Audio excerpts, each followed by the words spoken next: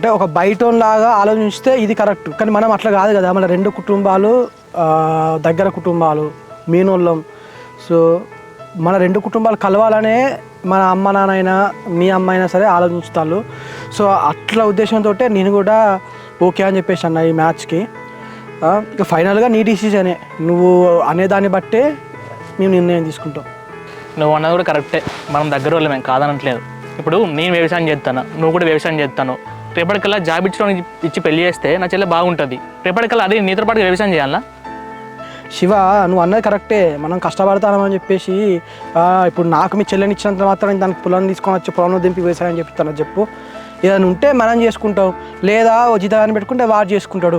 జాబులు అంటే అవి ప్రైవేట్ జాబులు ఇవాళ ఉంటే రేపు పోతాయి, దానికైతే గ్యారెంటీ లేదు కదా. కానీ నీ చెల్లె ఇప్పుడు నా దగ్గర ఉంటే, మన ఇంట్లో ఉంటే ఆమె మాత్రం హ్యాపీగా ఉంటుంది అని చెప్పేసి ఒక గ్యారెంటీ అయితే ఇవ్వగలుగుతాం కదా మేము.